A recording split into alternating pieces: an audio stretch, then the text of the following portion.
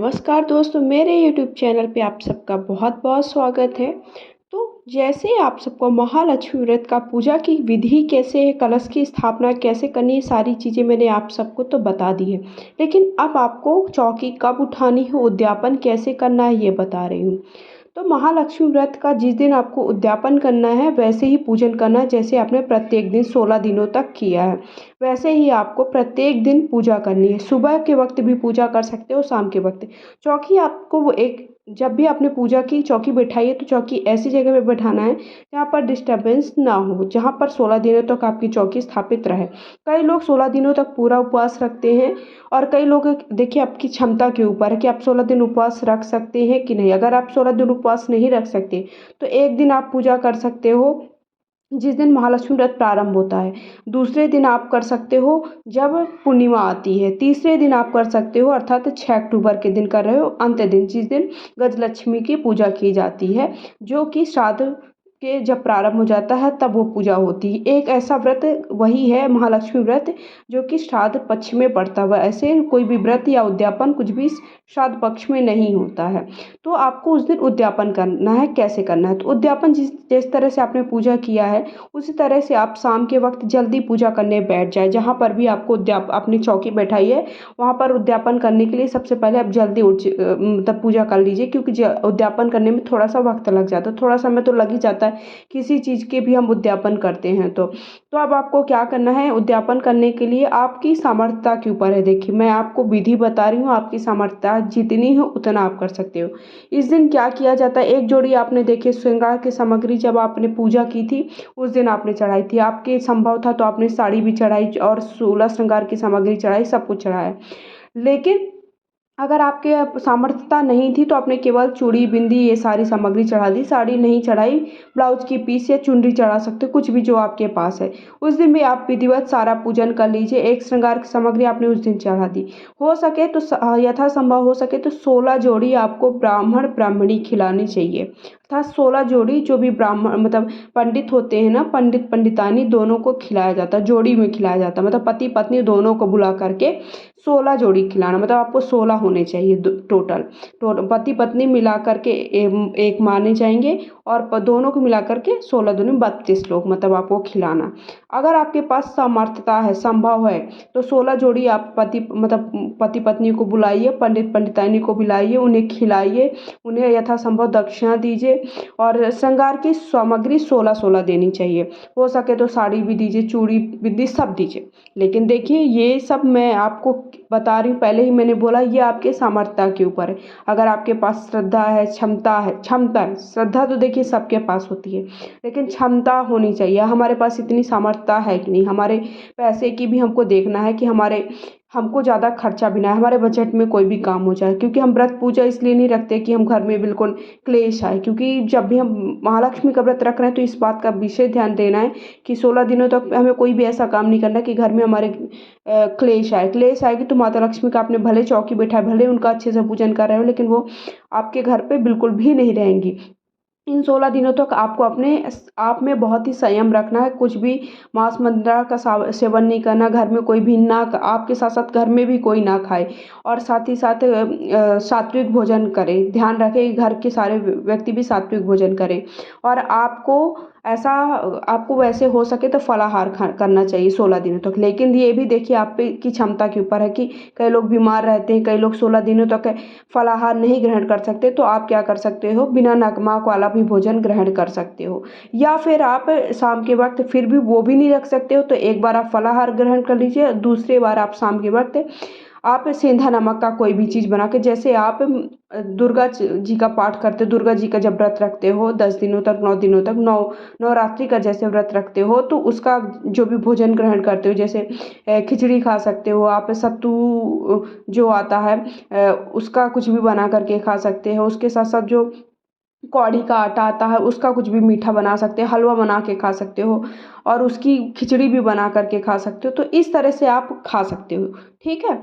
ये मैंने बताया कि आपकी समर्थता के ऊपर है। अब आपको क्या करना है, जो आपने 16 जोड़ी पति पत्नी को बुलाया, तो उन्हें आपको विधिवत उनका पूजन करना है, उनको सुहाग की सामग्री देना है। फिर आपको सात्विक भोजन बनाना है, जो भी खाने का पकवान बनाने हैं घर पे, पूड़ी बनाइए, हलवा बनाइए, सब्जी बनाइए, चने की सब्जी बना सकते हैं, आप साबूदाना की खीर बना सकते हैं। उनकी माता को, माता लक्ष्मी चावल की खीर भी बहुत पसंद है, वो बनाए। जो भी आप पकवान बनाते हैं उसका ये ध्यान रखना है कि उसमें आपके प्याज लहसुन नहीं होना चाहिए, प्याज लहसुन ना हो। और उन महिलाओं को बुलाइए, मतलब पति पत्नी जोड़े को बुलाइए, जोड़े को अच्छे से विधि विधान से पूजा करके उनको खिलाइए। और खिलाने के बाद उनका अच्छे से माता लक्ष्मी को स्मरण करते हुए आप उनका अच्छे से भाव के साथ उनका पूजन करके उनको विदा करिए, उनके चरण स्पर्श करके। क्योंकि उस दिन वो आपने जिन्हें बुलाया है, 16 जोड़ी पति पत्नी को, वो आपके घर में भगवान के समान है। आपको उनको का पूजन भगवान के समान ही करना, भगवान मान के ही उनका पूजन करना। उसके बाद आपने इस तरह कर, लेकिन अगर आपके पास इतनी सामर्थ्य नहीं है, आप 16 जोड़ी खिला सके, तो आप एक जोड़ी भी खिला सकते हो। एक जोड़ी पति पत्नी को बुलाइए, उनका पूजन करिए, उन्हें यथासंभव जो भी दान दक्षिणा वो दीजिए, खाने की सामग्री, खाने का पकवान घर पे बनाइए, खिलाइए और उनका आदर सम्मान के साथ उनकी विदा करिए। जितनी सामर्थ्य हो ये कर सकते हैं, ठीक है। फिर आपको अब आपको आपको व्रत कब अपना खोलना है, व्रत आपको कब खोलना है, व्रत आपको उस दिन नहीं खोलना, मतलब उस दिन आपको भोजन ग्रहण नहीं करना, भोजन आपको दूसरे दिन ग्रहण करना है। जब आप चौकी के सारा सामग्री उठा दोगे, उस दिन आपको अपना क्या करना है, भोजन ग्रहण करना। अब बाकी जो सामग्री आपने जैसे कलश स्थापित किया था, कलश आप जो फूल पत्तियां हैं वो सारी उठा लीजिए, उन्हें विसर्जन कर दीजिए। हो सके तो आप कहीं गड़ा भी सकते हो पौधे के नीचे, या फिर आप इनका सबका विसर्जन कर दीजिए। जो आपने थोड़ा बहुत अक्षत वगैरह रखा था वो पक्षियों को दान में दीजिए, ब्राह्मण को भी दान में दे सकते हो। वो डोरा है, वो डोरा आपको बांध करके रखना है। और किताब, कथा की किताब है वो अपनी जगह पर रख दी, बाकी सामग्री आप अपनी जगह पर रख दीजिए, चौकी हटा दीजिए। हवन की सामग्री थी तो हवन भी आपको विसर्जन कर देना है। और जो आपने कपड़ा बिछाया है वो धो करके फिर से प्रयोग में ले लीजिए। और जो आपने कलश में जो सामग्री डाली थी, जैसे आपने एक सुपारी डाली और सिक्का डाला, वो आपको अपनी मंदिर में या फिर आप तिजोरी में रख दीजिए। उससे घर में आपके धन की कभी कमी नहीं होगी। इस तरह से आपको विधि विधान से सारी सामग्री को हटा लेना है दूसरे दिन। उसके बाद आपको भोजन ग्रहण करना है। जितने 16 दिनों तक आपको ये ध्यान रखना है कि घर में बिल्कुल भी क्लेश ना हो, शांति रहे। और साथ ही साथ माता लक्ष्मी के स्तोत्र का पाठ करें। आप तुलसी की जो माला है उसका भी पाठ, उससे भी आप माता लक्ष्मी का स्मरण कर सकते हो, उनका पाठ कर सकते हो, उनके स्तोत्र का पाठ कर सकते हो। और बिल्कुल मन में, और सुबह शाम दोनों टाइम आपको पूजन माता लक्ष्मी का करना है। और जो आपको घर के बाहर भी प्रत्येक दिन दिया जलाना है। लेकिन जिस दिन आप मेन आपको 16वें दिन जब आप माता लक्ष्मी का पूजन करोगे, उस दिन 16 दिए अवश्य जलाना। वो 16 दिए आपको घर के प्रत्येक घर के कोनों में, जैसे आप दरवाजे में रख दीजिए, तुलसी घर में रख दीजिए, आपका जो किचन है वहाँ पर रख दीजिए, पूजा स्थल पर। उस तरह करके आपको घर में, जैसे आप माता लक्ष्मी का पूजन करते हो ना दिवाली के दिन, वैसे ही दिवाली की जैसे आप दिए सब जगह रखते हो, वैसे घर पे लक्ष्मी की कभी कमी ना हो, घर में दरिद्रता ना रहे, ये सब का ध्यान रखते हुए वो सारी जगह पर आपको दिए रख देना है। और भोग प्रसाद सारे घर के सदस्यों को बांट देना। घर के जो बड़े बूढ़े हैं उनका आशीर्वाद ग्रहण करिए। माता लक्ष्मी से आवाहन करिए कि माता लक्ष्मी, मैंने आपको 16 दिनों तक बिठाया था, जो भी आप मेरे घर पर इसी तरह विराजित रखिए। घर पे, मेरे घर में सुख शांति बनी रहे, समृद्धि बनी रहे, और कभी भी धन संपदा की कमी ना हो। इतना धन दीजिए कि जितने में हम लोगों का चलता रहे, बस हमें इतना धन ना दीजिए कि हम बिल्कुल पागल हो जाएं, मतलब हम किसी का सम्मान करना भूल जाएं। ये आपको प्रार्थना करनी है। उसके साथ साथ जब उनको को चौकी हटाना है तो उनसे ये प्रार्थना करनी है कि मैंने 16 दिनों तक जो भी पूजन किया उसमें जो भी गलतियां हुई उसे क्षमा करिएगा, और मेरे घर में आप अपनी ऐसे ही चरण बना कर रखिएगा। तो इस तरह से आप सबको उनका प्रार्थना करना है। उसके बाद आपको जो भी सामान है वो सब विसर्जित कर देना है। और जो सामग्री घर पे रखने वाली, जैसे आपने कौड़ी एक रखी है, ये सारी सामग्री अगर आपने रखी है तो ये आप एक लाल कपड़े में बांध करके भी घर पर रख सकते हो, अपने पूजा स्थल पर। तो आप सबको मेरा वीडियो कैसा लगा ये कमेंट करके ज़रूर बताइएगा। अगर पसंद आया तो वीडियो को लाइक शेयर सबके साथ करिएगा, और कुछ भी पूछना चाहते हैं वो भी कर सकते हैं। अगर आप, मैंने ये कहा कि अगर आपके सामर्थ्य नहीं है कि 16 जोड़ी आप खिला सकते हो, आप 1 जोड़ी खिलाइए, और 16 साल होने के बाद आप इस व्रत का उद्यापन कर दीजिए, और उस समय आप 16 जोड़ी ब्राह्मण को खिलाइए, और उन्हें साड़ी, चूड़ी, बिंदी, पायल, बिछिया जितना ज़्यादा हो सके वो दीजिए, और ब्राह्मण को भी भोजन कराइए।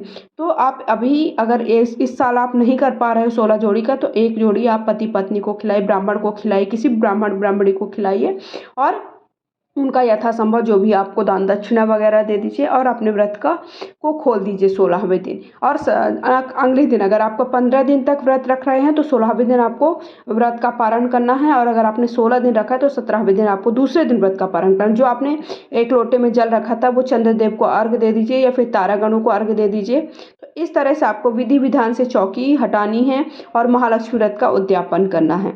तो आप सबको जानकारी, आई होप सब कुछ समझ में आ गया होगा, सब पता चल गया होगा। तो कमेंट करके जय माता लक्ष्मी ज़रूर लिखिएगा।